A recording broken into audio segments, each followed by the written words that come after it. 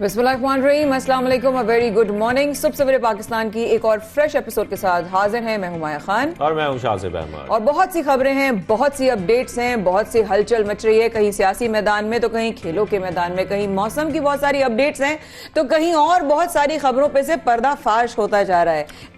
बिल्कुल, और बात सबसे पहले हम करेंगे पीएसएल की, क्योंकि उसकी जो इस वक्त हाइप है वो बिल्कुल पीक पे पहुंच चुकी है और शायकीन क्रिकेट बहुत इंतजार भी कर रहे हैं क्योंकि सिर्फ और सिर्फ एक दिन बाकी रह गया है। और साथ ही आपको ये भी बताएं कि पीएसएल 7 हर सूरत होगा, इसकी यकीन दहानी कराई है चीफ ऑपरेटिंग ऑफिसर पीसीबी के। और साथ में आपको बताएं कि कोरोना के बढ़ते हुए केसेस हम देख रहे हैं, उसकी वजह से तशवीश तो है, लेकिन हर सूरत जो है ये कराया जाएगा पीएसएल 7। और हम देख रहे हैं खिलाड़ी हों, पीसीबी अफसरान हों, इसके साथ साथ बहुत सारे ऑफिशियल्स हैं, ग्राउंड स्टाफ हैं जो कोरोना का शिकार हुए हैं। बिल्कुल हुए हैं। और साथ साथ वो वाली बात भी कि जब सर शाहजेब ने बताया कि जनाब पीएसएल होगा और बाकायदा तरीके से होगा, उस एसओपीज को फॉलो किया जाएगा, लेकिन उसके बावजूद ये रिजल्ट्स आ रहे हैं। और बेसिकली जिस तरीके से प्रोटोकॉल्स फॉलो किए जा रहे हैं, बहुत सख्त तरीन प्रोटोकॉल्स फॉलो किए जा रहे हैं ताकि इसको यकीनी बनाया जाए कि पीएसएल अपने टाइम पर अपने शेड्यूल के मुताबिक शुरू हो और अपने शेड्यूल में ही ये खत्म हो। इस तरीके से साथ में ये भी कोशिश की जा रही है कि जो बबल कायम किया गया है वो अगर एक बार महफूज हो गया तो उसके बाद कोई प्रॉब्लम नहीं है। ये खासतौर पर कहा जा रहा है ऑफिशियल्स की जानिब से। नॉट रॉन्ग, कामरान अकमल और वहाब रियाज, इन लोगों को भी जो है वो कोविड पॉजिटिव इवन वसीम अकरम भी हैं और हैदर अली भी हैं जिनको कोविड का जो शिकार हुए हैं साथ में। लेकिन ये कहा जा रहा है कि कोविड के शिकार अगर हो भी गए तो जिस तरीके से पूरा मैनेज किया गया है पीएसएल 7 तो ये मुमकिन हो सकेगा कि पीएसएल 7 बाकायदा शुरू भी किया जाए और इसको कामयाबी से इख्तिताम ये पजीर होगा। और ये भी सुना है कि इसका इफ्तिताह जो है वज़ीर आज़म पाकिस्तान इमरान खान साहब, ये टीजर देख के लग रहा है, आपने वो टीजर देखा होगा रमीज राजा का, जिस तरीके से क्या जबरदस्त टीजर बनाया है। उन्होंने कहा पीएम इट्स टाइम फिर दोनों वॉक करते हुए जाते हैं, उससे लग यही रहा है और हमें भी यकीन है कि वज़ीर आज़म पाकिस्तान इसका इफ्तिताह करेंगे। खैर आगे चलकर आपको मजीद बताएंगे, लेकिन आपको गुज़श्ता रोज हमने एक खबर देखी, ट्रांसपेरेंसी इंटरनेशनल की रिपोर्ट सामने आई जिसने हलचल मचा दी पूरे मुल्क में, चाहे ऑपोजिशन लीडर्स हों आया या हुकूमती नुमाइंदे हों, सब हम देख रहे थे टेलीविजन पर कि वो बैठकर कोई तनकीद कर रहा था, कोई जो है वो अपने आप को डिफेंड कर रहा था, लेकिन ये मामला चलता रहा। लेकिन आज हम इस पर खास तौर पर बात करेंगे क्योंकि जो रिपोर्ट आई है 2021 की, जो रिपोर्ट जारी की गई है, उसमें हम देख रहे हैं कि हुकूमती दावे के बरक्स जो करप्शन है उसमें इजाफा हुआ है, वो कम नहीं हुई है। वो कम नहीं हुई है। ये थोड़ा सा लोगों को अच्छी बात है, शाहज़ेब आपने सब क्लियर कर दिया कि वो जी इजाफा हुआ है। ये नंबर्स जो बढ़ रहे हैं इसमें हमारी तारीफ नहीं है, इसमें हमारी कोई अच्छाई और बड़ाई नहीं हो रही। ये हमारे लिए शर्मिंदगी का मुकाम है कि इस तरह ट्रांसपेरेंसी इंटरनेशनल में जिस नंबर पे हम आ गए हैं, दरअसल ये वही ट्रांसपेरेंसी इंटरनेशनल है जिसका गुज़श्ता वक्तों में, शायद if I am not wrong, वज़ीर पाकिस्तान जो सिर्फ जब चेयरमैन थे पीटीआई का, तो इसके हवाले उन्होंने अलग अलग जलसों में, अलग अलग तकारीर में, अलग अलग इवेंट्स में उन्होंने इसका बहुत बारहा जिक्र किया। बिल्कुल। और आज वो ही इसका निशाना बन गए। हालांकि अगर हम कुछ डेटा देखें ट्रांसपेरेंसी इंटरनेशनल की जो रिपोर्ट्स आई थी उसमें अगर हम कुछ देखें 2015 से लेकर 16, 17, 18 तो तकरीबन पाकिस्तान 116, 117 नंबर पर रहा है। लेकिन 2018 में जब हुकूमत आई थी पाकिस्तान तहरीक इंसाफ की, तो उस वक्त इन्होंने ये कहा था कि ये जो रिपोर्ट बेसिकली तैयार की गई है ये पिछली हुकूमत के नतीजे हैं जो अब इस रिपोर्ट में सामने आ रहे हैं। लेकिन अब तो 3 साल गुजर चुके हैं, 4 साल गुजर चुके हैं, अब तो परफॉर्मेंस बेस्ड है। और अब हम जिस तरीके से देख रहे हैं कि 16 नंबर ऊपर आ गए हैं करप्शन में, हम 16 रैंक्स ऊपर आ चुके हैं करप्शन में। तो आई थिंक हमें दिखाना चाहिए कि पिछले अरसे में जब वज़ीर पाकिस्तान सिर्फ चेयरमैन थे तो क्या कहते थे उस वक्त। आप जिक्र करिए ना इक़्तिदार में आने से पहले इमरान खान साहब क्या कहते थे, वो अपने नाज़रीन को सुनवाते हैं, फिर इस पर तफसीली बात करेंगे। पाकिस्तान की हुकूमत दुनिया की करप्ट तरीन हुकूमतों में ट्रांसपेरेंसी इंटरनेशनल के मुताबिक समझी जाती है। लोग क्या, मैं कनाडा के टीवी के ऊपर गया, कनाडा में वहाँ अपील की, उन्होंने मुझे साफ साफ पूछा कि जी आप ये पैसा जाएगा नहीं लोगों के पास, ये तो करप्शन में पैसा चला जाएगा, साफ उन्होंने मेरे से पूछा। जब आपकी गवर्नमेंट के अंदर बड़े बड़े मुजरिम बैठे हों, चोरी के सारे रिकॉर्ड तोड़ दिए जाएं, ट्रांसपेरेंसी इंटरनेशनल कहे कि पाकिस्तान ने माशाल्लाह एक ही जगह तरक्की की और वो करप्शन में तरक्की की है, तो फिर अवाम की खिदमत, अवाम जब करप्शन होती है तो अवाम करप्शन की कीमत महंगाई के जरिए देती है। एक इंटरनेशनल इदारा है जो दुनिया में हर मुल्क में देखता है कितनी करप्शन है, उसका नाम है ट्रांसपेरेंसी इंटरनेशनल। उसके मुताबिक पिछले 4 साल में पाकिस्तान में जो करप्शन और टैक्स की चोरी हुई वो है 8,500 अरब रुपया। तमाम बयानात वज़ीर-ए-आज़म पाकिस्तान इमरान खान, जिनके 2012 के बयानात भी हैं और बहुत सारे बयानात हैं, जिसमें ट्रांसपेरेंसी इंटरनेशनल की जब भी रिपोर्ट आती थी तो वज़ीर-ए-आज़म पाकिस्तान उसकी एग्जाम्पल देकर, उसका हवाला देकर ये कहा करते थे कि देखें करप्शन कितनी बढ़ गई है। Please correct me if I am wrong Shahzeb, के तहरीक इंसाफ के मंशूर में शामिल था ये करप्शन को दूर करना और one of the main goals था कि जी एहतसाब का नारा लगाया गया और खासतौर पर करप्शन के खात्मे का नारा लगाया गया। ये तो मंशूर में शामिल, आप बिल्कुल ठीक कह रही हैं। साथ में हम ये भी देख रहे हैं कि ऑपोजिशन की जानिब से अब बाकायदा तौर पर तनकीद भी की जा रही है जब से ये रिपोर्ट आई है, और उन्होंने कहा कि करप्शन के खिलाफ बिला तफरीक कार्रवाई और करप्शन की रोकथाम तहरीक इंसाफ हुकूमत के मंशूर में शामिल था, जो कि उनको करना था। खैर, अब इस पर बात करते हैं तफसीलन, और हमारे साथ इस वक्त मौजूद हैं सीनियर तज्जियाकार हैं अदनान साहब। अदनान साहब, आपको खुशामदीद कहेंगे सबसे पहले पाकिस्तान में। सर, सबसे पहले तो हम ये देख रहे हैं कि जब से ये रिपोर्ट आई है एक हलचल मची हुई है ट्रांसपेरेंसी इंटरनेशनल की, और साथ में ऑपोजिशन की जानिब से तनकीद का निशाना भी बनाया जा रहा है। और वज़ीर-ए-आज़म पाकिस्तान अपनी तकरीर में पहले तो ये जिक्र करते रहे, इसका हवाला देते रहे, लेकिन अब हम देख रहे हैं कि कुछ जो परेशानियां आपको लगता है वो पीटीआई के लिए बढ़ गई है, गवर्नमेंट के लिए बढ़ गई है इस रिपोर्ट के आने के बाद। इसमें तो कोई शक नहीं है कि इस रिपोर्ट से बहुत धचका लगा है इमरान खान साहब की हुकूमत को, क्योंकि वो खुद इसका बहुत हवाला देते थे। अब वही रिपोर्ट कह रही है कि करप्शन जो है 16-17 पॉइंट्स बढ़ गई है पाकिस्तान में, यानी खासा उसमें इजाफा हो गया है। दो कि वो ये कह रहे हैं कि ये जो करप्शन का इंडेक्स है इसमें माली करप्शन का उन्होंने जिक्र नहीं किया, बल्कि कहा है कि पाकिस्तान में कानून की हुक्मरानी जो है कमजोर हुई और स्टेट कैप्चर है, यानी रियासत जो है बहुत ज्यादा दखल अंदाजी है उसकी, और उसका कंपटीशन नहीं है प्राइवेट सेक्टर से। लेकिन लोग तो बारीकियों में नहीं जाते। अब मैं जाती तौर पे इन रिपोर्टों को ठीक नहीं समझता, इनका एक खास एजेंडा होता है, क्योंकि ये जो आदिल गिलानी साहब थे जब वो इसके सरबराह थे तो पीपल्स पार्टी की उन्होंने करप्शन का इंडेक्स बहुत ज्यादा कर दिया था। बाद में जब नवाज शरीफ की हुकूमत आई तो इंडेक्स बहुत कम हो गया और उनको सफीर बना के सर्बिया भेज दिया गया। तो इनकी पॉलिटिकल अलाइनमेंट होती है। लेकिन इमरान खान साहब तो खुद ही इस रिपोर्ट को बहुत अहमियत देते थे, जैसे अभी आपने बहुत से क्लिप सुनाए हैं, तो उनके लिए तो बाइस परेशानी होगा। अब अपोजिशन रोजाना उनके ऊपर तंज करेगी, उन पे जुमले कसेगी, मीडिया में भी इस पर बहस होगी। तो इमरान खान साहब का बुनियादी नारा यही था कि मैं करप्शन को खत्म करूंगा, तो वो तो नहीं कर सके। ठीक है कि अगर इजाफा नहीं हुआ तो खत्म भी तो नहीं हुआ ना, ये भी तो बात है कि जिस तरह पहले काम जो है वो सरकारी इदारों में पैसे देके किए जाते थे, इसी तरह अब भी होते हैं। और एक परसेप्शन तो है ना कि कोई पुलिस में रिफॉर्म नहीं हो सकी, जुडिशरी में नहीं हो सकी, तो अब इमरान खान को ये सोचना चाहिए कि वो क्यों नहीं ये सब काम कर सके। मेरा ख्याल है इस रिपोर्ट के ज्यादा मंफी होने की एक वजह कोरोना वबा भी है, क्योंकि जब कोरोना वबा आई तो हुकूमत ने बहुत जल्दी प्रोसेसेस की, हॉस्पिटल बनाए, वैक्सीन खरीदी। उसमें अगर वो देर करते, प्रोसीजर्स को फॉलो करते तो अमवात होती, तो फिर उन पर इल्जाम आता कि देखें आपने बहुत सुस्ती दिखाई। उन्होंने प्रोसीजर्स को साइड में रख के जल्दी परचेजेस की और उसमें कोई प्रोसीजर को थोड़ा फॉलो नहीं किया, तो इस वजह से भी ये रिपोर्ट जो है, कोरोना की वबा की वजह से भी ये रिपोर्ट मन की ज्यादा आई है। एक बात सीपैक की भी कि इनके साथ हमारे जो माहदे हैं वो गवर्नमेंट के लेवल पे हैं, गवर्नमेंट टू गवर्नमेंट है, उसमें ओपन बिल्डिंग वगैरह नहीं होती। तो जो ये जो रिपोर्ट है ट्रांसपेरेंसी इंटरनेशनल की, ये आलमी सरमायादारी जो सिस्टम है उसकी नुमाइंदा है। इसमें वर्ल्ड इकोनॉमिक फोरम भी शामिल है, इसमें इकोनॉमिस्ट लंदन भी शामिल है। तो ये उनको अदनान साहब, इस पर हम दोबारा आते हैं और ट्रांसपेरेंसी इंटरनेशनल रिपोर्ट पर हम दोबारा से बात करेंगे। लेकिन एक और सवाल है बड़ा अहम कि वफाकी वजीर जो फवाद चौधरी साहब है, उन्होंने कहा कि आइंदा बरस जनवरी में नई हल्का बंदियां जो है वो होंगी। गैर मुतनाज़ा हल्का बंदियों के लिए क्या मैकेनिज्म सर बनाना चाहिए और क्या स्टेक होल्डर्स के तहफ़्फ़ुज़ात पेशगी दूर हो सकेंगे? देखिए, जब भी हल्का बंदियां होती हैं उस पर एतराज होता है। हर हुकूमत कोशिश करती है कि इस तरह हल्का बंदी करे, इसे जेरीमेंडरिंग कहा जाता है, कि जिससे उसको फायदा हो। ये अमेरिका, यूरोप, हर जगह ऐसा होता है जहां भी हल्कों वाली सियासत है। तो पाकिस्तान में भी 70 साल से ऐसे ही होता है।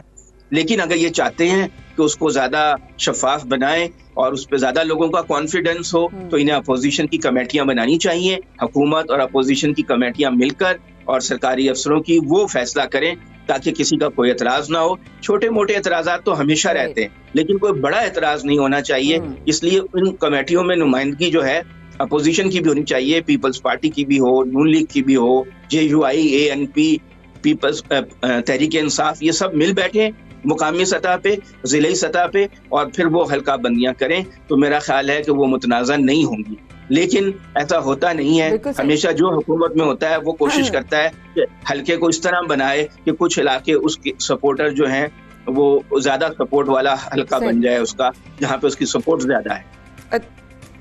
राइट जी, आप साहब अब जरा वापस आते हैं टॉपिक की तरफ। शहबाज शरीफ साहब के हवाले से कि वो तो कह रहे हैं कि जनाब ट्रांसपेरेंसी इंटरनेशनल की रिपोर्ट जो है वो इनके खिलाफ जो है वो फर्द जुर्म है, तो क्या मतलब ये वाकई ऐसा है आपकी नजर में?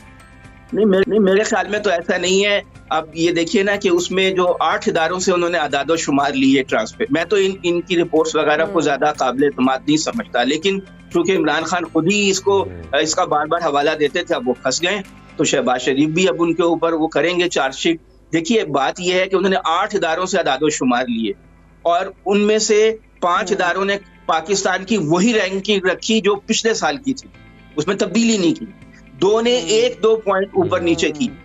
सिर्फ एक इदारा है इकोनॉमिस्ट लंदन, इकोनॉमिस्ट जो मैगजीन है बड़ा मशहूर, वो 3 महीने के बाद एक इंटेलिजेंस यूनिट की एक कंट्री रिपोर्ट शाया करता है जिसमें वो पाकिस्तान की भी होती है। और मैं जब फ्राइडे टाइम्स मैगजीन में काम करता था तो नजम सेठी साहब उसकी रिपोर्ट लिखा करते थे, 20-25 साल पहले की बात है। तो अगर ये रिपोर्ट भी उन्होंने ही लिखी है और ये इकोनॉमिस्ट लंदन ने इतने ज्यादा पॉइंट 16 पॉइंट पाकिस्तान के कम किए हैं, तो फिर तो वैसे ही मशकूक हो जाती है, क्योंकि नजम सेठी साहब तो वाज़ेह तौर पे नवाज शरीफ के इत्तेहादी हैं।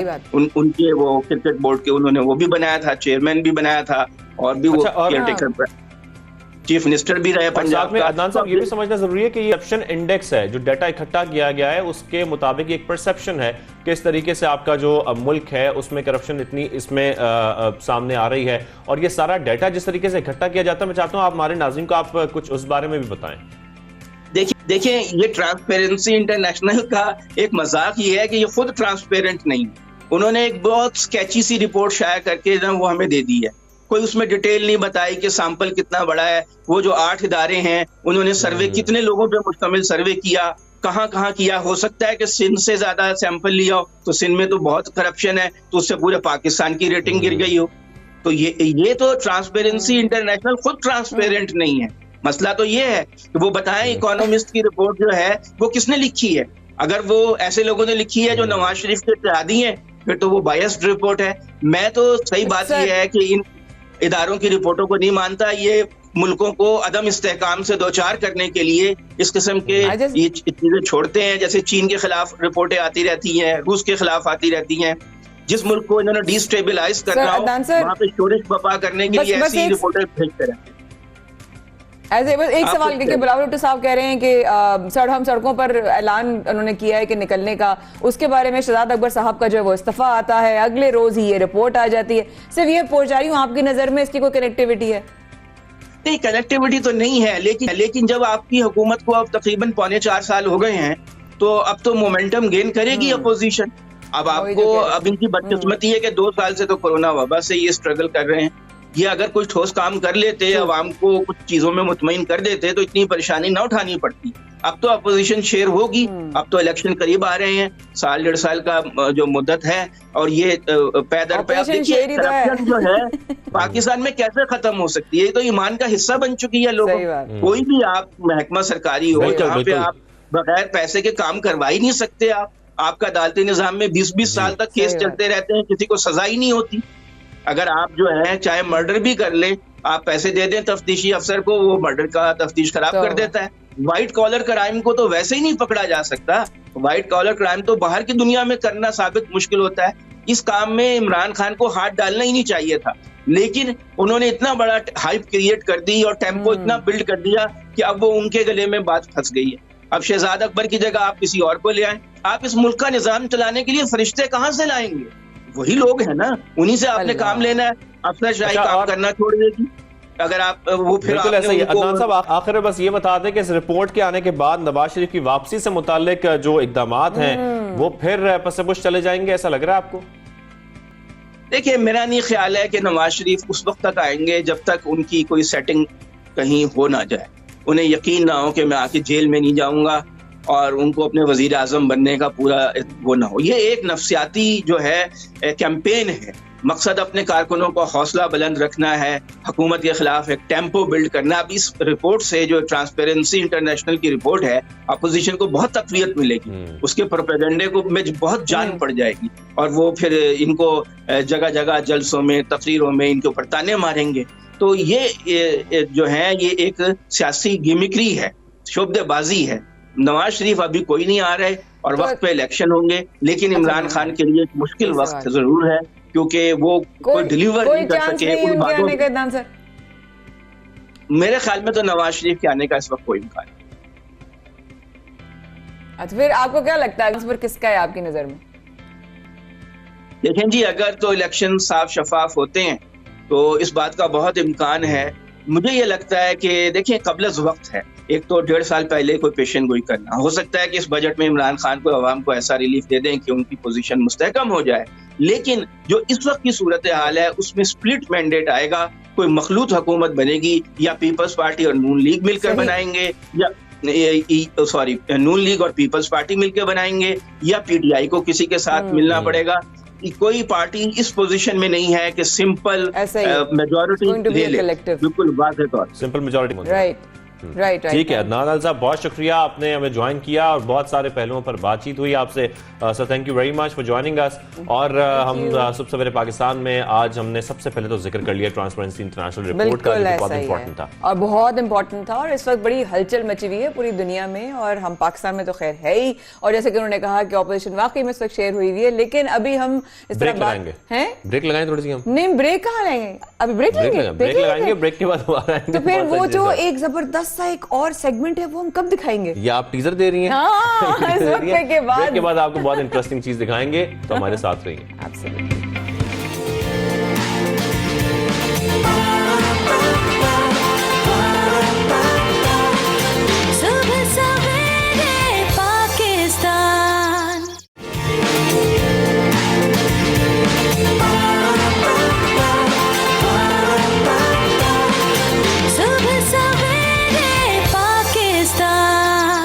वेलकम बैक, आप देख रहे हैं सुबह सवेरे पाकिस्तान, माया खान और शाहजेब अहमद के साथ। जैसे कि हम ब्रेक से पहले आपसे जिक्र कर रहे थे, एक बहुत इंटरेस्टिंग आपको रिपोर्ट दिखाएंगे। तो मैं क्या दिखाने जा रही हूँ? भाई मैं वो दिखाने जा रही हूँ क्योंकि वो शिकायत भी होती है ना, ये अकेले के लिए घूम लेते हैं जाके साहब, लेकिन वाकई में कमेंडेबल है और तारीफ के काबिल है जो अगला सेगमेंट आप देखने वाले हैं। क्योंकि देखिए, हम पीआई की कारकर्दगी के बारे में बात कर रहे थे और हमने बहुत ज़्यादा जो है आपको रिसेंटली अपडेट भी किया, लेकिन जब मैंने एविएशन वाला सेगमेंट किया था तो वही जहाज छोटा जहाज था, उसके बावजूद आई वाज फ्रीकिंग आउट, भी जान निकल रही थी मेरी। लेकिन मुझे अंदाजा नहीं था कि जो आप सेगमेंट करके आए हो वो कितना डिफिकल्ट होगा, वो किस तरीके से आपने किया।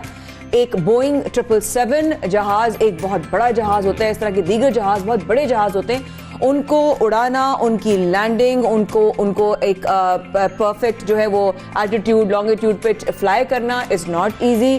और कितने मुसाफिरों की जिम्मेदारी होती है, और हम ये कह सकते हैं कि पीआईए के जो पायलट्स हैं उनकी पेशा वराना महारत पर कोई शक नहीं है। बेशक बहुत उनकी एक्सपर्टीज है और उनकी सलाहियतों को बेहतर से बेहतरीन बनाया जा रहा है और उनको ट्रेनिंग बाकायदा तौर पर बहुत अच्छी दी जा रही है। तो हमने फ्लाई किया और आपने फ्लाई किया, चाहे सीनियर्स हो या जूनियर्स हो, उन सबको ट्रेनिंग दी जाती है। और हमारे शाहजेब अहमद भी गए थे, तो आइए आप भी देखिए और मैं भी इनके वहां पर क्या हुआ।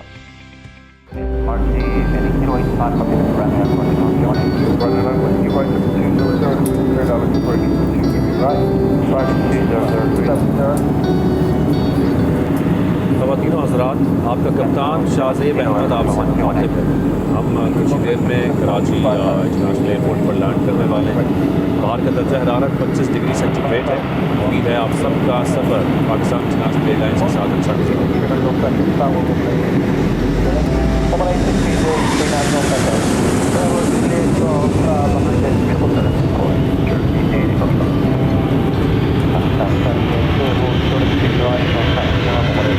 डेढ़ घंटे की फ़्लाइट के बाद हम इस वक्त लैंड कर चुके हैं कराची इंटरनेशनल एयरपोर्ट पर। और अब मैं आपकी मुलाकात कराता हूँ कि जो मेरे साथ कैप्टन मौजूद हैं पाकिस्तान इंटरनेशनल एयरलाइन से, कैप्टन सईद हारून। कैसे हैं आप? ठीक ठाक हैं? खैरियत से हैं? आज मैंने एक्सपीरियंस किया कि कॉकपिट में बैठने के बाद बहुत आपके ऊपर प्रेशर होता है और बड़ा चैलेंजिंग होता है ये काम। एक कैप्टन के ऊपर जब इतने सारे पैसेंजर्स को लेके जाया जा रहा होता है और आपने लैंडिंग करना होता है, टेक ऑफ करना होता है, आप लोगों के ऊपर कितना प्रेशर होता है? You know, you should be prepared for the flight, or carrying the passenger is a responsibility from point A to point B anywhere. So you should be ready for anything. You know, you beware of surprises, like it says, ना. तो आपको तैयार रहना पड़ता है सब चीज़ों के लिए कि emergency खुदा ना ख्वास्ता कुछ हो जाए. तो you should be on your toes. मतलब you should know your job. And that's how it is. ठीक है, यहाँ पर सरप्राइजिंग बात जो अब मैं आपको बताने जा रहा हूँ ये है कि इस वक्त हम जहाज़ के अंदर बैठे हैं और आप देख सकते हैं कि हमारे सामने रनवे भी है और ये पूरा कॉकपिट है जहाँ पर सारा इक्विपमेंट मौजूद है. कैप्टन साहब हमारे साथ हैं और अभी हम फ्लाई भी कर रहे थे, जो मनाज़र आप लोगों ने देखे. लेकिन हम इस वक्त जो है वो सिमुलेटर के अंदर हैं, फ्लाइट सिमुलेटर के अंदर हैं. ये सर रियल जहाज़ नहीं है, ये कह सकते हैं? Basically, it is real, but very close to reality. It's you can say it's real because whatever it's simulating. आप simulate कर रहे हैं basically. खुदा ना ख्वास्ता real life में अगर कुछ होता है तो it's exactly the same. And 99% you can say it's exactly the same. You follow the same procedure or the same drill. आपने सब कुछ वही करना होता है. You go as per the book, as per the checklist.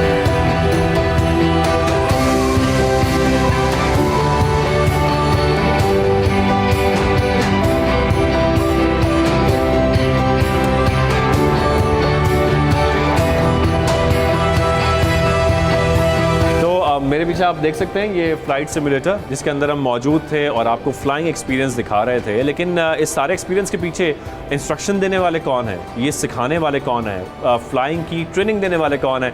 तो हमारे साथ सीनियर कैप्टन मौजूद हैं. कलीम चुगताई साहब, कैसे आप? खैरियत से सर? अल्लाह का शुक्र है sir. Thank you very much. आपने हमें ज्वाइन किया सबसे पहले पाकिस्तान में. सर हम एक्सपीरियंस करके आ रहे हैं अभी अंदर से और ये बेहतरीन एक्सपीरियंस है, वेरी क्लोज टू रियलिटी. और जो हमारे पायलट्स हैं ये कितने फ्रीक्वेंटली इसमें ट्रेनिंग कर रहे होते हैं? हमारा एक सिमुलेटर प्रोग्राम होता है साल में. आपको हर 6 महीने बाद एक सिलेबस कंप्लीट करना होता है जिसके अंदर हम लोग पूरे जो भी मैलफंक्शंस, इमरजेंसीज और पॉसिबल इमरजेंसीज, वेदर के सिनेरियोज, लो विजिबिलिटी, हर किस्म की इमरजेंसीज और वेदर सिनेरियो को सिमुलेट करते हैं. और उसके अंदर फिर हम असेस करते हैं कि हमारे लोग किस तरह कहाँ तक पहुँचे हैं. उनका हम पूरा ट्रेनिंग रिकॉर्ड मेंटेन रखते हैं, प्रीवियस रिकॉर्ड्स देखते हैं ताकि हम असेस कर सकें कि ये लोग कहाँ तक हैं और इनके प्रोग्रेशन में और क्या क्या इनको ज़रूरत है, कितनी ट्रेनिंग की और ज़रूरत है. और उससे उनका रिफ़्रेशर भी हो जाता है हर 6 महीने बाद, क्योंकि लाइन में तो रेगुलर फ्लाइंग होती है विद फ्यू वेरिएशंस. लेकिन यहाँ पर हम हर किस्म की वेरिएशन लेकर आते हैं. अच्छा, और सेकेंडली सॉरी मैं आपकी बात काट रहा हूँ, लेकिन यहाँ पर ये बताना बहुत ज़रूरी है कि वो फ्लाइट ऑफिसर्स, वो कैप्टन्स जितने मर्जी एक्सपीरियंस्ड हों, उनके लिए लाजमी है कि 6 महीने के बाद उन्होंने सिमुलेटर्स में आना है और एक्सपीरियंस करना है. Compromise on that. हम लोग हर 6 महीने के बाद आपको सिमुलेटर में अपना सिलेबस कंप्लीट करना होता है. ठीक है. फिर हमारे वो जो चेक, फिर उसके बाद एक दिन आपका ट्रेनिंग होती है, नेक्स्ट डे आपका चेक होता है. चेक में आपको असेस किया जाता है. अगर आपका लेवल डिटोरिएट हो रहा है तो फिर उनको फिर हम फर्दर ट्रेनिंग करके और चेक कराते हैं.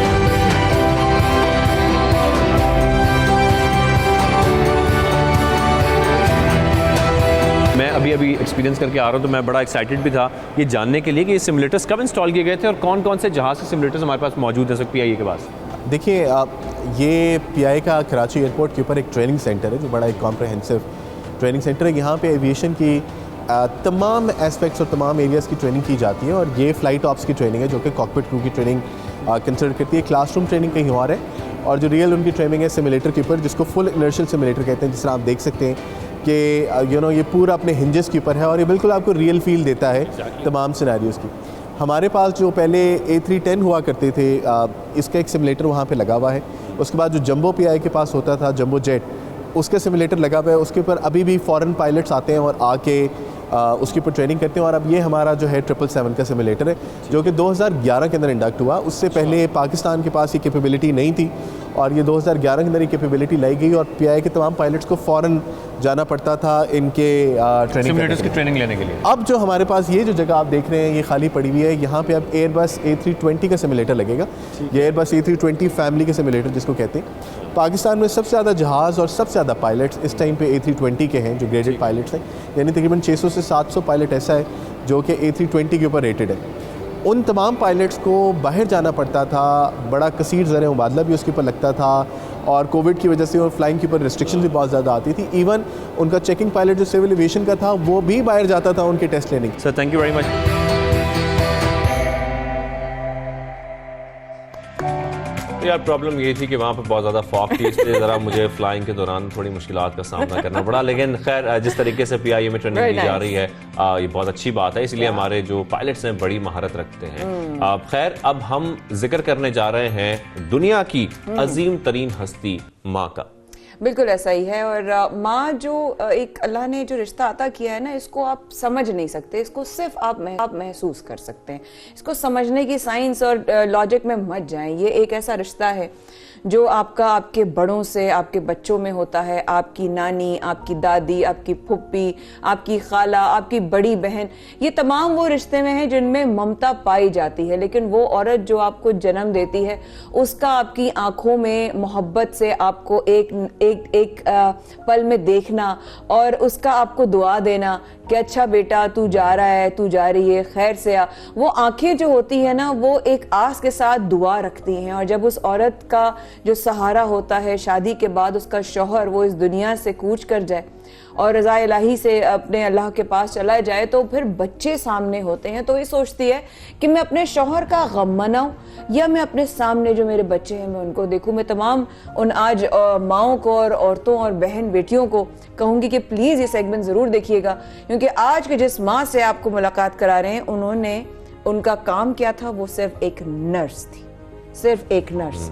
4 उनके बच्चे, 1 बेटी 3 बेटे, चारों को उन्होंने डॉक्टर बनाया।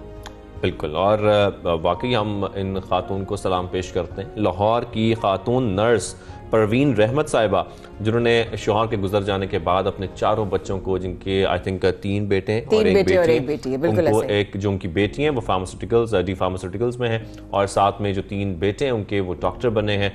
यकीनी तौर पर ये बहुत बड़ी मिसाल है तमाम सुनने वालों के लिए, देखने वालों के लिए। तो मेरे ख्याल में इंतजार कराए बगैर हम उनसे बात करते हैं। बिल्कुल बात करते हैं। अस्सलाम वालेकुम परवीन जी, और आपके साथ आपके साहबजादे डॉक्टर रमीज, दोनों को खुशामदीद। अस्सलाम वालेकुम। वालेकुम सलाम। बहुत शुक्रिया वक्त निकाल कर आने के लिए। मैं आपसे पहला सवाल करूंगी परवीन जी, कितना मुश्किल होता है एक माँ के लिए और एक बेवा के लिए जिंदगी की तरफ वापस आना?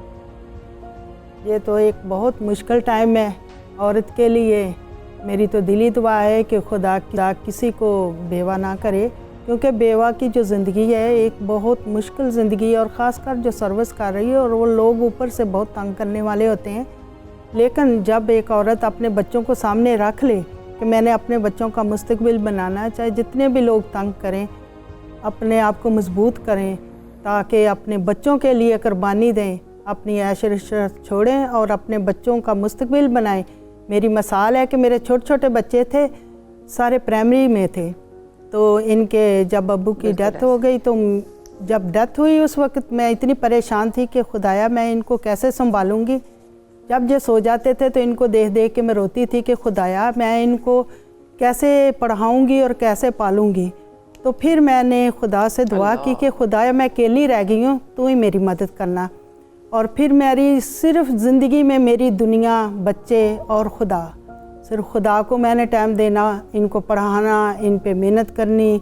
इनको ट्यूशन नहीं रखवाती थी, खुद ही पढ़ाती थी। FSC तक मैंने खुद ही इनको पढ़ाया, खुद ही इनको कामयाब करवाया, और इनके लिए दुआ करती थी खुदाया मेरी मेहनत में और मेरे बच्चों की मेहनत में बरकत डालना।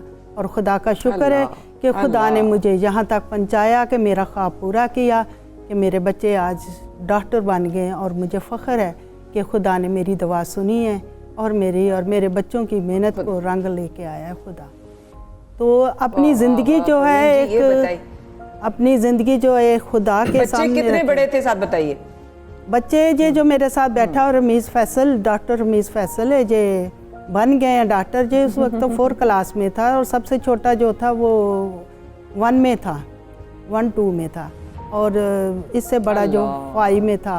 मतलब कि सभी छोटे छोटे थे और बहुत छोटे थे। और इनके जब अब्बू की डेथ हुई तो मैं तो बहुत परेशान थी। परवीन, यहाँ पर मैं आपसे ये जानना चाहता हूँ कि डॉक्टर बनना एक तो वैसे ही बड़ा मुश्किल काम है और नो डाउट कि इसमें आपका इतना खर्चा होता है, वो सारी आपको कॉस्ट उठाना, वो बर्दाश्त करना, आपने किस तरह से मैनेज किया 4 बच्चों को डॉक्टर बनाने के लिए, जो उसकी कीमत आपको चुकानी पड़ी, वो किस तरीके से आपने ये सब कुछ जो है वो मैनेज किया? वो इस तरह है कि जब इनके अब्बू की डेथ हुई थी उस वक्त वो गवर्नमेंट टीचर थे। उनका पैसा, उनका पेंशन, जो भी पैसा था वो ड्यूरिंग सर्विस फौत हुए थे तो उनका काफ़ी पैसा था। तो वो फिर मैंने सारा पैसा सेव कर लिया और फिर जो उस वक्त छोटे थे और मेरी सैलरी भी जो थी मैं उसको भी सेव करती थी। और जो छोटे थे उनके ऊपर पढ़ाई पे थोड़ा खर्चा था, मैं अपनी भी सैलरी जमा करती थी। इनके अब्बू का भी जो पैसा था मैंने ज़ाया नहीं किया, अपनी ऐश-ओ-इशरत पे नहीं लगाया, बल्कि इनके लिए मैंने रख लिया कि मैं अपने बच्चों को, मेरे आगे सिर्फ बच्चे थे कि मैं अपने बच्चों को किसी लेवल पे लेके जाना है। इनके लिए मैं मेहनत करती थी और इनके अब्बू की भी ज़मीनें हैं और मेरी भी ज़मीन है और ये सारा मिल मिला के खुदा का शुक्र है तो मैंने अपने बच्चे कामयाब किए। जब पहला बच्चा डॉक्टर बना तो वो कौन थे? डॉक्टर रमीज़ थे जो सबसे पहले डॉक्टर बने? सबसे पहले बेटी फार्मासिस्ट बनी थी, तो उसके बाद अच्छा बेटी बड़ी है तो बेटी फार्मासिस्ट। अच्छा, बेटी बड़ी है, कैसा लगा? बहुत अच्छा लगा है, खुदा का शुक्र है। खुदा ने मेरी दुआ सुनी, खुदा ने मेरे मेहनत का रंग लगाया, मेरे बच्चों की मेहनत का, और खुदा का शुक्र है कि खुदा ने मेरे बच्चे भी नेक काबिल मुझे बच्चे दिए और बच्चे भी मेरे कोऑपरेटिव थे। जैसे मैं कहती थी कि इतने में आप लोगों ने जेब खर्ची में गुजारा करना, MBBS भी करते थे, तो फिर भी मैं कहती थी कि इतनी जेब खर्ची आपने इसी माहौल में इतने पैसों में इंतजाम अपना अरेंज करना है। मैं कहती थी जब अच्छा, ये तो सारी आप हिदायत अपने बच्चों को। साथ में हम डॉक्टर रमीज़ से भी बात करते हैं। कैसे हैं डॉक्टर साहब? ठीक ठाक है? सबसे पहले तो मुझे ये बताएं कि हम जैसा कि देख रहे हैं आपकी वालिदा माशाल्लाह हम सबके लिए एक बहुत बड़ा फ़ख्र है और आप लोगों के लिए भी एक फ़ख्र है, लेकिन जब आप इस पूरे एक सफ़र से गुजर रहे थे, पढ़ाई भी चल रही थी, मुश्किल हालात भी थे, पढ़ना भी था और जो वालिदा हैं आपकी उन्होंने हिम्मत नहीं हारी, लेकिन आपके जहन में मुसलसल क्या बातें रहती थी जब आप डॉक्टर बन रहे थे? जी, हमने जब अपनी मम्मा को देखा कि वो स्टार्ट से लेके अभी तक हम पे इतनी हार्ड वर्क की है, तो कभी भी हमने भी आगे फ्यूचर में यही सोचा, क्योंकि जो कुछ हमने सीखा है वो अपनी मम्मा से सीखा है, इसलिए हमने वही कुछ किया जो हमारी मम्मा ने किया। और MBBS के अंदर हमने भी हिम्मत नहीं हारी, हमने भी अच्छी तरह स्टडी की और अब मैं MBBS के अंदर मैं एज अ गोल्ड मेडलिस्ट हूँ। मैंने इतनी मेहनत की कि गोल्ड मेडलिस्ट बन चुका जी, क्योंकि हमारे लिए एक तो क्या मिसाल हमारी मम्मा सामने थी। मैं यही सोचती हूँ कि जब परवीन जी भी और जब 4 बच्चे उनके माशाल्लाह एक नर्स बनी रही जिंदगी। आपने कितने साल नर्स का काम किया, मतलब परवीन जी? मैं अभी काफ़ी साल हो गए, अभी तो मैं रिटायरमेंट पे पहुंचने वाली हूँ। 2023 में मैंने रिटायर हो जाना है। तो जब इनके अब्बू फौत हुए थे उस वक्त तो मैं स्टाफ नर्स थी, अभी हेड नर्स हूँ। 2016 में हेड नर्स। कितने बरस हो गए ये काम करते हुए? हाँ जी, काफ़ी, आप तकरीबन 38 ईयर हो गए नर्सिंग में। 38 ईयर। वाह। तो अब मुझे बताएं, जब 4 बच्चे जिस दिन डॉक्टर बन गए उस दिन अपने शौहर से की तरफ बात नहीं की दिल से कि मतलब देखे मैंने 4 बच्चों को ना आपके डॉक्टर बना दिया है? नहीं, वो तो मैं दिल में कभी कभी सोचती हूँ कि अगर आज इनके अब्बू होते तो बहुत खुश होते देख के कि मेरे बच्चे डॉक्टर बन गए हैं। तो खुदा का शुक्र है कि मेरे बच्चे सारे डॉक्टर बन गए हैं। और ये है सबसे, मैं तो आजकल की औरतों को ये पैगाम देना चाहती हूँ कि अपने बच्चों पे खुद मेहनत करें, क्योंकि जब मैं देखती हूँ कि पढ़ी लिखी माएँ होती हैं, पढ़े लिखे बाप होते हैं, वो ट्यूशन रखा देते हैं नर्सरी, प्रेप और 1 और 2 में, जो एक स्टडी माँ ने करानी होती है वो ट्यूशन वाले नहीं करवाते। मैंने एफएससी तक अपने बच्चों को गाइड किया। मैंने अपने बच्चों की, मेरी राइटिंग जो थी वो अच्छी नहीं थी। मैं कहती थी कि हमारे तो माँ बाप अनपढ़ थे, उन्होंने राइटिंग पे जोर नहीं दिया। मैंने अपने बच्चों का हाथ पकड़ पकड़ के, अपनी गोद में बच्चों को लेके उनका हाथ पकड़ के इतनी राइटिंग, सब बच्चों की राइटिंग अच्छी की कि मुझे पता था पढ़े लिखे माहौल में राइटिंग का बड़ा रोल है। तो मैंने इन पे बहुत मेहनत की। एफएससी तक इनकी एक एक चीज़ देखी, स्टडी देखी, इनकी राइटिंग देखी, इनका किरदार देखा, इनको कहीं आने जाने नहीं दिया और बहुत मतलब कि इन पे मेहनत की। और शुक्र है खुदा का, आज मेरे सारे बच्चे डॉक्टर हैं और मुझे फ़ख्र है कि मेरे खुदा ने मुझे 4 बच्चे दिए थे और वो नेक, शरीफ और काबिलियत के मालिक हैं। तो खुदा का शुक्र है। माशाल्लाह, खुदा का शुक्र। परवीन जी, आपके साथ आपने बताया कि आप पहले स्टाफ नर्स थी और अब आप हेड नर्स हैं, तो आपके साथ आपके बहुत सारी नर्सें ऐसी भी होंगी और मेल नर्सेस भी होंगे जो आपके साथ इस सफ़र में आपको देख रहे होंगे। उन्होंने देखा होगा आपको बेवा होते हुए, उन्होंने देखा होगा आपकी मुश्किलात को, तो उनको लगता होगा आप क्या कर रही हैं कि क्या करना है बच्चों को पढ़ा के, बस चलो बड़े हो जाएंगे। और आप देखती होंगे कि कुछ लोग अपने बच्चों पर वो तवज्जो नहीं देते जो आप दे रही हैं या देना चाहती हैं। उस तरह का कोई ऐसा वाकया कभी आया हो अपने कुलीग्स के साथ, तो हमसे शेयर करेंगी? कुलीग में सबसे पहले तो यही है कि काफ़ी लड़कियां हमारी अपनी स्टाफे हैं जो कि मतलब वो तो इस चीज़ का वेट ही नहीं करती कि हम अपने बच्चों पे मेहनत करें, बल्कि शादी कर लेती हैं हमारे अपने हॉस्पिटल में ही। लेकिन ये है कि मैंने ये रखा हुआ था ज़हन में कि अगर मैं शादी कर लूँगी तो मेरे बच्चे जो है वो मजदूरी करेंगे। मेरी तो ज़िंदगी ठीक हो जाएगी, ऐश इशरत मैं करूँगी, लेकिन मेरे बच्चे मजदूरी करेंगे। मैंने अभी ये मेरे सारे मतलब देखते हैं कि वाकया में अभी वही लड़की हैं जिन्होंने शादियाँ कर ली, वही मुझे कहती हैं कि बाजी परवीन आपने बहुत अच्छा किया, आपने शादी नहीं की। बाजी परवीन आपने बहुत अच्छा किया, आपने शादी नहीं की। तो मैंने कहा, मैंने तो पहले दिन ही ये कहा था कि मैं अपने बच्चों को अफसर बनाना, अपने बच्चों को अच्छी लेवल पे लेके जाना ताकि मेरे बच्चे जो है एक अफसर बने और मेरा ख्वाब पूरा हो। मैंने तो शादी को, आपका ख्वाब पूरा हो? हाँ जी, बिल्कुल। मैंने शादी और आपका ख्वाब पूरा हुआ है। और हाँ जी, खुदा का शुक्र है। डॉक्टर रमीज, आपसे मैं आखिर में ये जानना चाहता हूँ, बिल्कुल अल्लाह का शुक्र है कि वो ख्वाब पूरा हुआ। जैसा कि आपकी वालदा भी जिक्र कर रही थी, आपकी राइटिंग पर बड़ा जोर दिया गया है। डॉक्टर्स की अक्सर राइटिंग ठीक नहीं होती, तो मुझे यकीन है कि आपकी राइटिंग माशाल्लाह बहुत अच्छी होगी। और साथ में मैं आपसे ये भी जानना चाहता हूँ आखिर में कि आपकी वालदा ने आपके लिए बहुत कुछ किया अल्हम्दुलिल्लाह। अब आपके क्या प्लान्स हैं, अपने क्या प्लान्स हैं, और आप वालदा के लिए क्या करना चाहते हैं आगे चलकर? जी, वालदा के लिए हम सब भाइयों ने यही सोचा हुआ है कि हम एक हॉस्पिटल बनाएंगे जो कि एक ट्रस्ट बेस होगा, ताकि हम उसके अंदर जितने गरीब लोग हैं, पुअर अवाम है, उनकी खिदमत कर सकें, और वो हॉस्पिटल हमारी मम्मा के नाम पे ही होगा इंशाल्लाह। अरे वाह वाह वाह, जबरदस्त जबरदस्त। डॉक्टर रमीज, आप और बाजी परवीन, आप आई हमारे शो में, आप लोगों ने हमारे शो को इज्जत बख्शी। आप लोगों के आने का बेहद शुक्रिया, आप लोगों के वक्त का बेहद शुक्रिया। काश हम आपसे थोड़ी सी और बातें सीख सकते हैं, लेकिन सलाम है आपको बाजी परवीन और आपके तमाम बच्चों को, बहुत सारी दुआएं हम दोनों की तरफ से। सलामत रहिए और आप भी फख्र पाकिस्तान है। इस वक्फे के साथ हम लेते हैं छोटे से वक्फे की साथ साथ इजाजत भी, और रहिएगा हमारे साथ पक्का।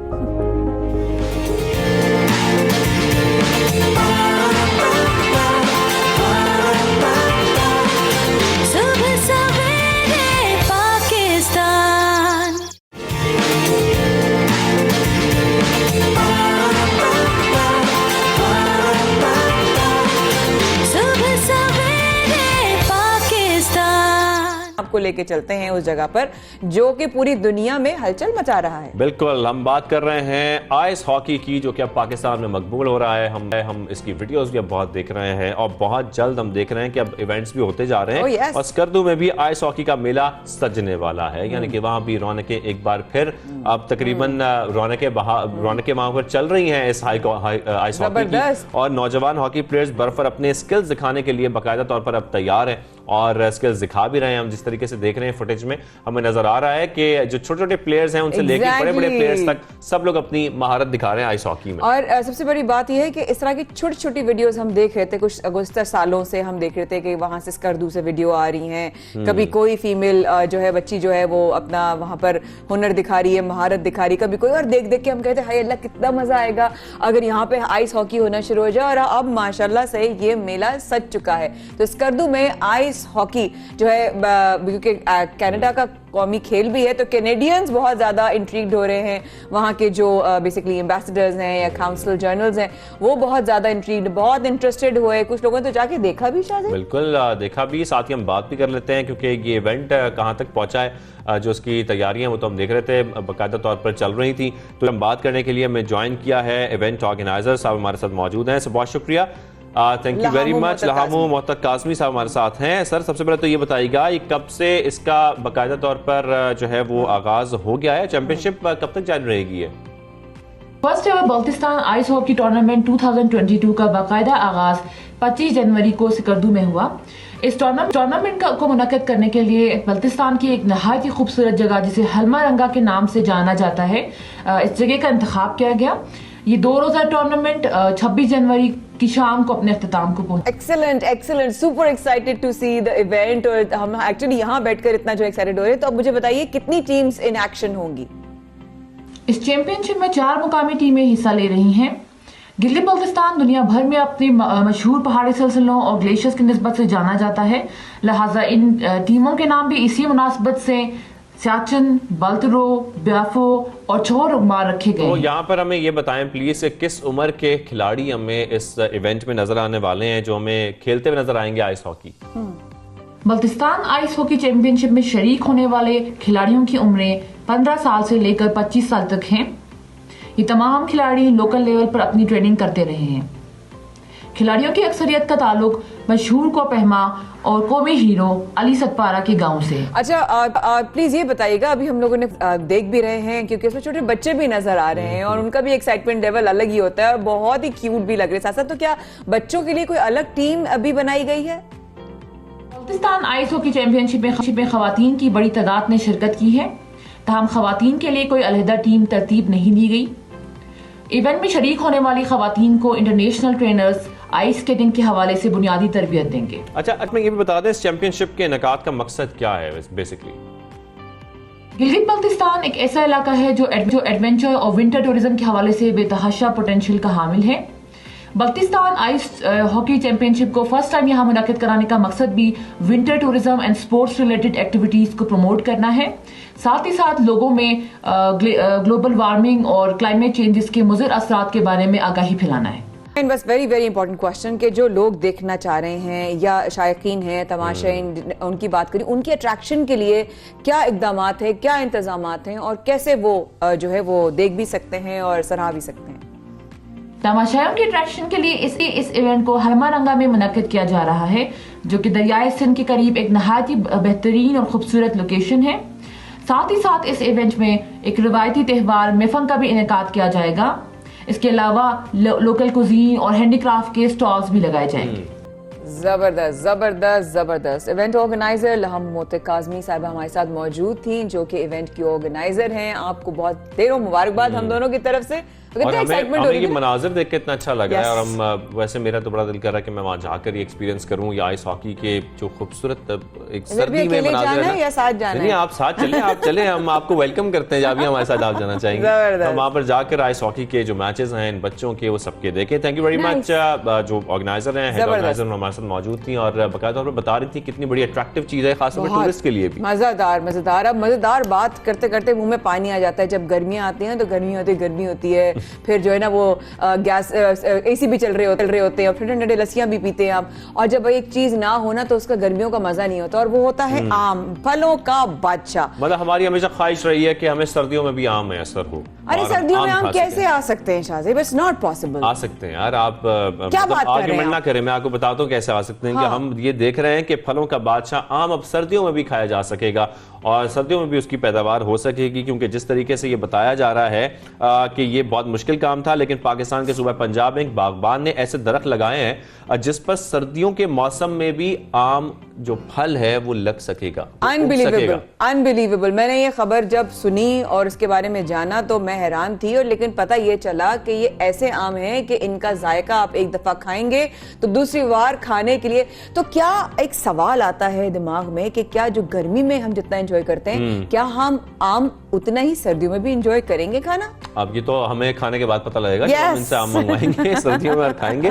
तो इसी पर हम बात कर लेते हैं। जैसे कि हम जिला दोदरा का जिक्र कर रहे हैं, जमींदार हैं सैयद जाफर गिलानी साहब, जिन्होंने बताया जा रहा है कि 10 से 12 ऐसे आम के दरख्त मौजूद हैं जिनसे सर्दियों के मौसम में भी आम हासिल किए जा सकते हैं। तो ये फलों का बादशाह आम, और इसी पर हम बात कर लेते हैं मजीद। जो हमारे साथ इस वक्त ज्वाइन कर चुके हैं सैयद जाफर गिलानी साहब। जाफर गिलानी साहब, बहुत शुक्रिया, आपको खुशामदीद करेंगे सुबह सवेरे पाकिस्तान में।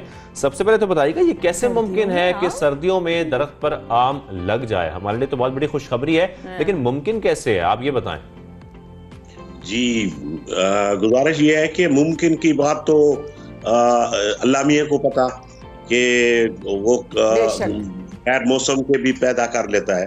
तो हमारा तो तजर्बा भी है, हमारा बुजुर्गों ने लगाया था, मेरे वालिद साहब ने बाग लगाया था, 40-45 एकड़ में मेरा बाग है, और उसमें 10-12 पौधे ऐसे हैं जो दोनों सीजनों में देते हैं।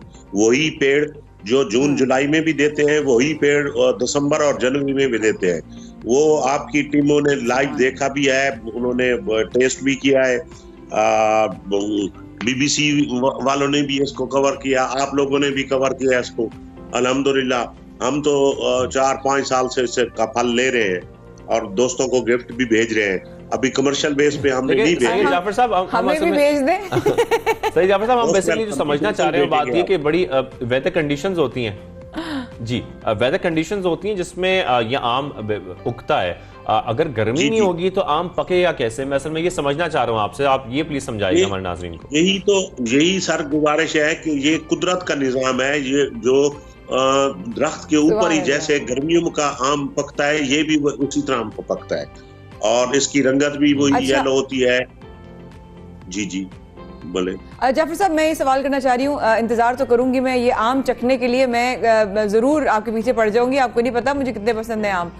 तो वो गालिब ने कहा था ना, वो गधे हैं जो आम नहीं खाते, तो वो वाली बात है कि आम तो ये चखना पड़ेगा, क्योंकि सर्दियों में आम, और वो भी पूछना चाह रही हूँ कौन सी नस्ल के ये आम है, साथ में इनका रंग जो हम देख पा रहे हैं वो हरा है, तो क्या ये पीले भी होते हैं या हरे में ही ये मीठे भी हो जाते हैं? देखिए, जब वो सीजन का आम होता है वो भी ग्रीन होता है, और जब उसको प्रोसीजर में डाला जाता है, पेटी में डाला जाता है, 2 दिन के बाद वो उसकी रंगत चेंज हो जाती है। ये भी इसी तरह है। इसको उतारते हैं, उतारने के बाद इसको जब हम पैकिंग करते हैं, पैकिंग में जब खोलते हैं तो इसका येलो रंग होता है। वाह वाह वाह, पैकिंग हुए हुए आम आ रहे होंगे ना 92 में सुबह सवेरे पाकिस्तान। बिल्कुल। अच्छा जाफर साहब, साथ में ये बताएं कि खाने का, क्योंकि हम भी कोशिश करेंगे कभी हमें ये आप लोग ट्राई जरूर करवाएं, लेकिन खाने में इसका जायका कैसा है? क्या वैसे ही नॉर्मली जो दीगर आमों का होता है या कुछ मुख्तलिफ है इसका जायका? सर मैं गुजारिश कर रहा हूँ कि पेड़ वही है, उसका जायका भी वही आना है। ये तो नहीं है कि आम भी वही है, सब कुछ वही है, और उसका जायका सिट्रस का हो, ये तो नहीं हो सकता ना। ये इसका वही टेस्ट है, वही खुशबू है इसकी, वही है। कौन सी नस्ल है? ये हर माली अपना एक नाम रखता है, जैसे अनवर टोर है, चौसा है, दुसहरी है, लंगड़ा है। हर माली जो इसको करता है ना, वो अपना एक नाम देता है। तो हमने इसको 12 मासी कहा हुआ है। 12 मासी के 12वें महीने भी आता है और 6ठे महीने में भी आता है, और ये तकरीबन इसका हर माह में कोई ना कोई उतरते रहते हैं। अच्छा, इस बार जाफर भाई कितने आम आए और क्या हर साल बढ़ते हैं इसकी आने में जो इसके नंबर होते हैं, या उतनी तादाद आई जितना पिछले सालों में आता रहे आम? देखिए, एक तो इसका प्रोसीजर बड़ा आम का लंबा होता है। ये 5-7 साल में ये फल देने लगता है। इसको गुठली से ये जब पेड़ बनता है और फल देता है तो 5 साल इसके कम से कम लग जाते हैं। तो इसको हमारे पास एक पौधा था, एक से अब हमने इसको 10-12 पे ले गए। अब इसको कोशिश कर रहे हैं कि इसको ज्यादा से ज्यादा बढ़ाएं इसको ना। तो इसको बढ़ाने के लिए क्या कोशिश की जा रही है कि इसको आप किस पैमाने पर ले जाना चाह रहे हैं? दरख्तों में कितना इजाफा करना चाह रहे हैं कि इसकी पैदावार सर्दियों में भी ऐसी चलती रहे? जी, ये हम इसको ना पहले नर्सरी में ले जाते हैं, नर्सरी से फिर इसको दोबारा फील्ड में आम के बागों की तरह वो लाइनों में लगाते हैं। ये इंशाल्लाह कामयाब हो जाएंगे। ये जैसे कमर्शियल बेस पे है, अभी तो हमने कमर्शियल शुरू नहीं किया, अभी तो हम गिफ्ट दे रहे हैं लोगों को और मोहब्बत बांट रहे हैं, दुआएं दे रहे हैं। वालिद साहब के लिए भी दुआएं आ रही हैं। तो अभी तो हमने कोई इसको कमर्शियल बेस पे नहीं किया, लेकिन नेक्स्ट इरादा इंशाल्लाह है कि इसको कमर्शियल बेस भी करेंगे, क्योंकि रोजी है हमारी, जायदाद है। बेशक ऐसा ही, बेशक ऐसा ही, बेशक ऐसा ही नहीं। बड़ा ये तो हैरान कुन बात है कि जिस तरह सर्दियों में आम, और हम लोग खुद हैरान थे सर्दियों में आम कैसे हो सकता है, और अब आप बता रहे हैं कि इसका फल भी वही है, वही दरख्त है जो गर्मियों में भी देता है, वही दरख्त है जो अब सर्दियों में भी दे रहा है। और आप गुज़िश्ता, अगर मैं गलत नहीं हूं तो 5-6 सालों से तो आप लोगों को ये आम मिल रहा है सर्दियों में, ऐसा ही है? जी बिल्कुल बिल्कुल मिल रहा है। मेरे ये 8-10 साल से आ रहा है मेरे पास। ये नहीं है कि ये तो मीडिया ने पिछले साल भी कवर किया था, इस साल भी आपके चैनल वालों ने भी किया है, और लाइव उन्होंने उसको काटा भी है, खाया भी है, वो जो आपके रिपोर्टर थे। तो अच्छा, अगर हमें उनको भी पकड़ते हैं कि अकेले कैसे खा लिया उन्होंने? जी, अगर वो मुझे हुक्म देते तो मैं आपके पास भी भिजवा देता, वो कौन सा इशू? अरे अरे नहीं, आपकी मोहब्बत, हम आपके पास लोधरा आके जरूर ट्राई करेंगे, क्योंकि बड़ी इंटरेस्टिंग बात है। जब हमने खबर सुनी थी जाफर साहब, तो हम यही समझना चाह रहे थे कि शायद कोई चेंजिंग की गई है पौधों में, लेकिन जैसे कि आप बता रहे हैं, कुदरत का कमाल है कि ये दरख्त कुछ ऐसे हैं, 10 से 12 दरख्त ऐसे हैं जिन पर आम सर्दियों में भी लगते हैं, गर्मियों में भी लगते हैं। ये वाकई कुदरत का कमाल है। ऐसा ही है। अच्छा, आपने कहा तोहफतन आप दे रहे हैं जाफर साहब, तो जिन लोगों को जी जी सर मैं अर्ज कर सकता हूँ, इसमें कोई हमने कोई आर्टिफिशियल नहीं किया, कोई इसको टर्निंग फॉर्मेट नहीं की, कोई नेचुरली प्रोसीजर है इसका, नेचुरली चाहे वही इसकी फ्रूटिंग आती है, फिर उसके बाद इसको फल अपने साइज में आता है, बनता है। हमने 1% भी, मैं हल्फन कह सकता हूँ, हमने 1% भी इसमें कोई अपना आर्टिफिशियल वाली बात नहीं की। शुक्र शुक्र शुक्र। अब आपने कहा कि तोहफतन आप अपने लोगों को, अपने दोस्तों को, अपने मोहब्बत करने वालों को आप देते हैं, तो उनकी तरफ से क्या फीडबैक आता है? वो क्या कहते हैं कि भाई किस तरह का लगा? उन्होंने कहा कौन से आम से, सिंगड़ी से, अनवर अटॉल से, किससे मिलता है इसका जायका? इसका जायका वैसे तो हर वैरायटी का अपना जायका है। कोई चौसे का अपना है, अनवर अटॉल का अपना है, मिठास अपनी है, किसी की मिठास कम होती है, किसी की ज्यादा होती है। वो तो इसका चौसे से मिलता जुलता है। अच्छा, वाह वाह वाह वाह, जबरदस्त। दो तो जबरदस्त आम है, एक चौसा और एक अनवर अटॉल, जो कि बहुत ही ज्यादा, मुझे तो खैर बहुत ही पसंद है। लंगड़ा भी अच्छा है, लंगड़ा भी अच्छा होता है।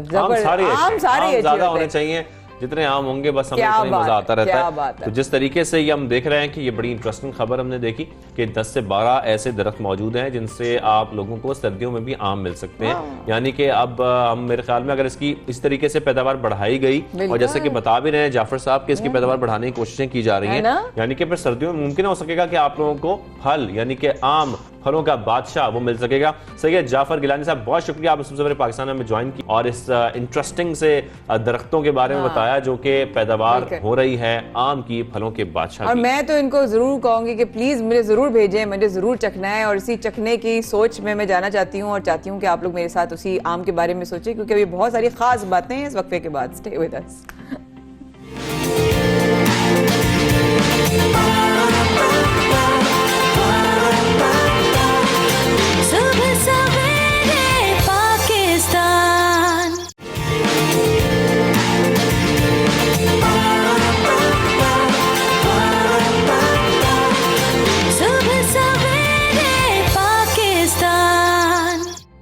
एक बार फिर हमारे साथ रहने का बेहद शुक्रिया। गुड मॉर्निंग के साथ साथ गुड न्यूज़ भी बहुत सारी हम आपके साथ शेयर करते हैं। और सबसे पहले पाकिस्तान में अब जिन आपसे आपकी जिनसे मुलाकात करवाएंगे वो एक बड़ी बाहिम्मत खातून है, और कहते हैं ना कि आजकल वही शाजिब वाली बात के अब खवातीन जो हैं किसी भी शोबे में पीछे नहीं हैं, वो आगे बढ़ रही हैं और शाना बशाना जो है वो तमाम जिम्मेदारियां भी निभा रही हैं। बिल्कुल। और इन खातून के बारे में क्या कहा जा रहा है कि ये बाहिम्मत खवातीन को, खुद तो बाहिम्मत हैं ही, बाहिम्मत खवातीन को बाइक चलाने की तरबियत भी साथ साथ दे रही हैं, बाहिजाब सड़कों पर निकलती हैं और तमाम लड़कियों को बाइक चलाने की ट्रेनिंग दी जाती है इनकी जानिब से।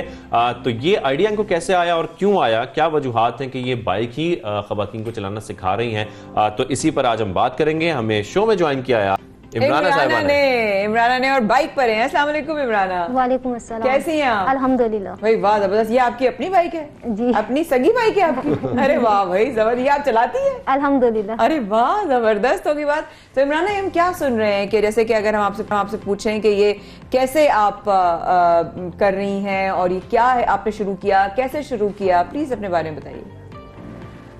10 से 11 साल की एज पे बाबा की बाइक चलाना स्टार्ट की थी और जब फर्स्ट टाइम की थी तो अच्छी खासी खुटाई भी हुई थी कि लड़की होके बाइक चला रही हो। तो घर में ही खुटाई हुई थी? जी बिल्कुल हुई थी। और वहीं से बस तजस्सुस था कि ये बाइक क्यों चलती है, कैसे चलती है, और इसी तरह शौक हुआ। और तकरीबन 16-17 साल की एज में आते आते मैंने अल्हम्दुलिल्लाह बस तक चला ली थी। अरे बस भी चला लिया? जी, सिर्फ 18 व्हीलर को छोड़ के मैंने कराची की हर गाड़ी चलाई है। यानी कि आपको ये शौक है जितनी मोटर व्हीकल्स हैं ये चलाने का भी, और क्योंकि अब तो आप खैर तरबियत भी दे रही हैं, लेकिन वाकई हम बहुत कम देखते हैं कि ऐसी खवातीन हमारे माशरे में हों जो कि एक्सपर्टीज रखती हों बाइक चलाने में, या गाड़ियां या ट्रक जैसे कि आप जिक्र कर रही हैं। तो ये बाकायदा आपने ट्रेनिंग कहीं से ली भी? मामू से और बाबा को देखा करती थी अक्सर कि वो किस तरह चलाते हैं, वो अपना सामान कैरी कर लेते हैं और बच्चों को भी बिठा के ले जाते हैं। तो जब वो कर सकते हैं तो मैं क्यों नहीं। और सबसे पहले हम में डर ये था कि आप लड़की हो, आप कैसे करोगी।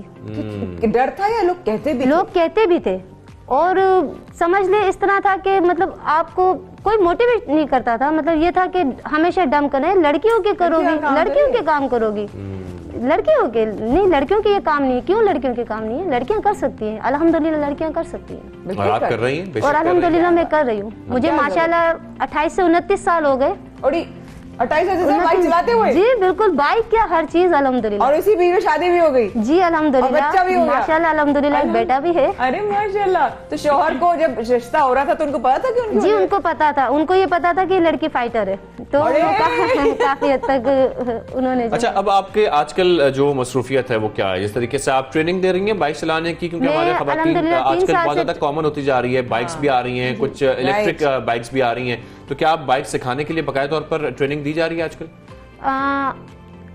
अल्हम्दुलिल्लाह अब लोगों में अवेयरनेस आ चुकी है। करेक्ट। पहले एक वो जमाना था कि लड़कियों को मतलब नहीं निकलना चाहिए, मतलब हिजाब में रहें, दुपट्टे में रहें। अब ये चीजें बहुत चेंज हो चुकी है और इसके साथ साथ जब चेंजिंग हुई है तो लड़कियों में ये शऊर भी बेदार होना चाहिए कि लड़कियां किसी से कम नहीं है, अगर वो ठाने तो बहुत कुछ कर सकती हैं। बिल्कुल ऐसा ही है। शौक था बचपन से ये चीजें चलाने का और सीखने का, और जब हालात करवट लेते हैं तो इंसान की असलियत जो उसकी काबिलियत होती है ना वो वहाँ पहचानी जाती है। माली हालात? जी बिल्कुल। चैलेंज आया बिल्कुल, और अल्हम्दुलिल्लाह अल्लाह ने मुझे नवाजा भी है अब इन चीज़ों से, तो मैं आगे भी निकली हूँ। जब पहली दफा बाइक चला के सड़क पर निकली थी इमराना, तो क्या देखा था? सबसे पहले तो बाबा की एक थप्पड़ आई थी कि आप अबाया में कैसे निकल गई, अगर अबाया आ जाता या आप गिर जाती तो क्या था।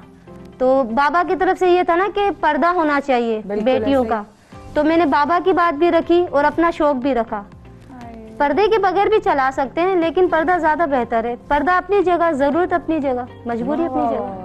और जब आप आज अगर मैं कहूँ तो आपके हस्बैंड भी बाइक चलाते हैं? जी बिल्कुल चलाते हैं। तो दोनों मतलब मियाँ बीवी साथ बाइक में भी जाते हैं कभी कि चलो एक साथ राइड लगाने जाते हैं? जी बिल्कुल जाते हैं, लेकिन वो अक्सर मुझसे पीछे रह जाते हैं, लेकिन फिर भी एहतरामन मैं उनसे पीछे रहना पसंद करती हूँ।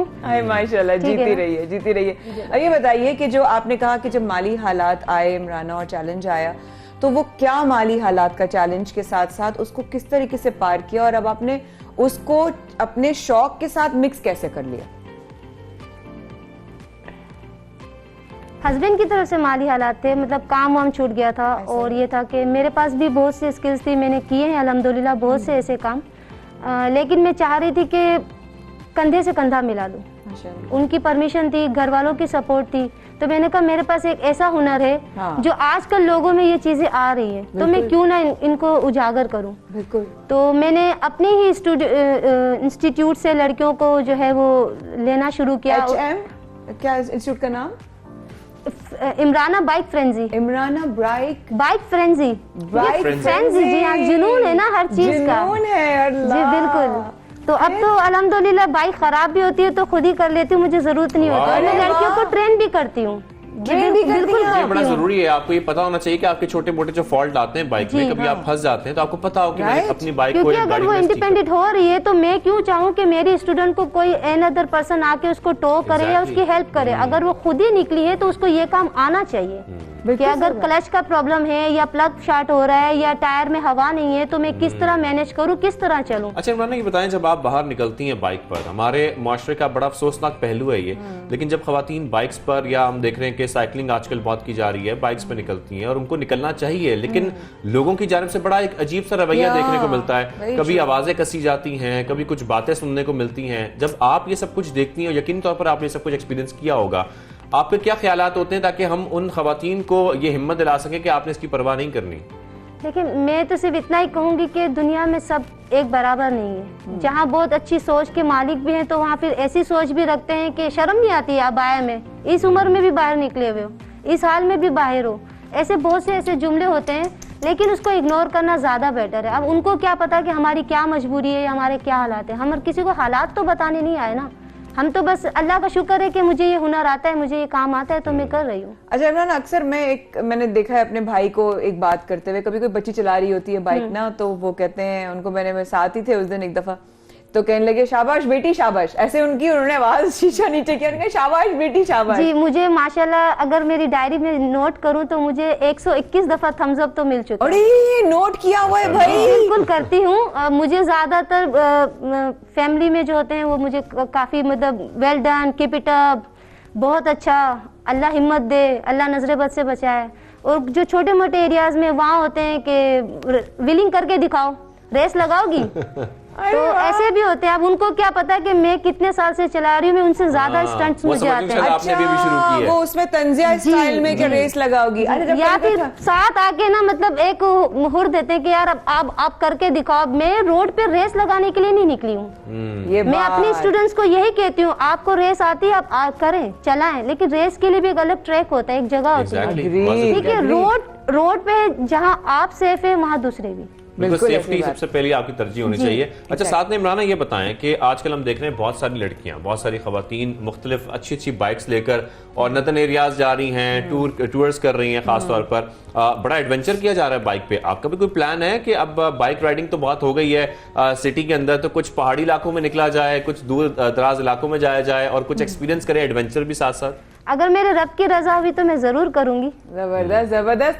तो अब ये है कि किसी ने आपसे राब्ता करना हो, आपके पास ट्रेनिंग हासिल करनी हो, कितने दिन में हो जाती है, कितना आप चार्ज करती हैं, अगर बताना चाहें तो, और मुझे भी सिखाएंगी आप? जी बिल्कुल बिल्कुल, और मैं आपको 1 घंटे में सिखाऊंगी, ये मैं आपके चैलेंज लेती हूँ। हो गया फिर, क्योंकि आप रोड सेंस है ना, बस काफी है। बचपन से आप इतने सालों से बाइक चला रही हो, इतने सालों से गाड़ी चला रही हूँ, तो बस फिर है ना ये, बस डन डन डन हो गया। तो लोग आपको कैसे राब्ता कर सकते हैं इमरान? मेरा कॉन्टेक्ट नंबर है 034721555786। आप व्हाट्सएप पे भी आप मुझे उस पे कांटेक्ट कर सकते हैं, हायर कर सकते हैं। बिल्कुल, फेसबुक, इंस्टा सब पे। जबरदस्त जबरदस्त, बहुत शुक्रिया इमराना, आप आई हमारे प्रोग्राम में, आपने डाला शाज़े, बड़ी इंटरेस्टिंग। और अब लेते हैं छोटा सा वक्त, छोटे से ब्रेक लेते हैं, ब्रेक के बाद दोबारा आएंगे और आपको एक और बड़ी अहम खबर देंगे।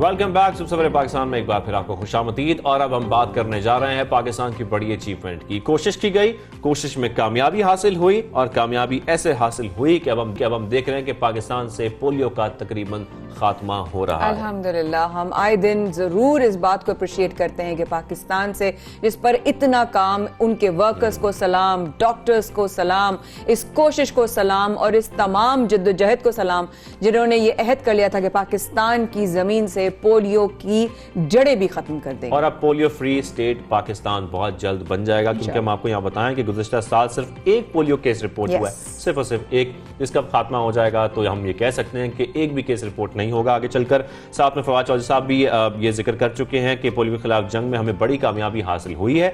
और इसके साथ आपको ये भी बताएं कि वज़ीर आज़म के मुआविन ख़ुसूसी बराए सेहत डॉक्टर फैसल भी ये कह चुके हैं कि पोलियो के केसेस में अब बाकायदा तौर पर बहुत कमी आ गई है।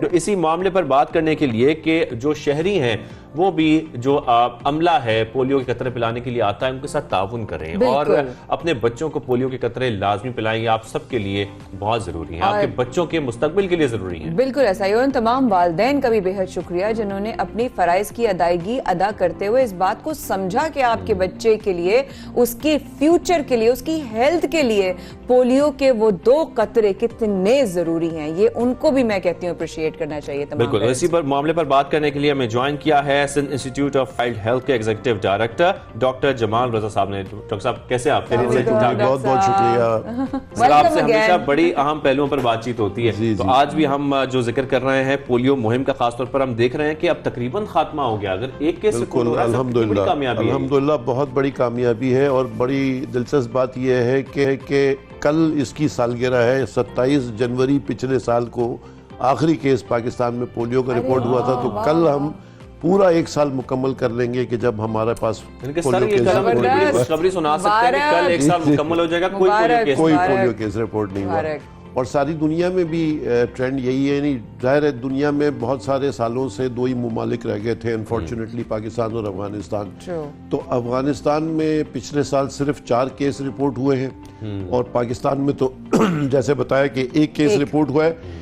इससे पिछले सालों में अगर हम पिछले 2 सालों को देखें तो पाकिस्तान में 2019 में 147 केस थे और 2020 में 84 केस थे। बिल्कुल ऐसा ही है। और वहां से ड्रॉप होकर हम सिर्फ अब 1 केस के ऊपर आ गए। इसी तरह से अफगानिस्तान में भी 29 और 56 थे और पिछले साल सिर्फ 4 केस रिपोर्ट हुए।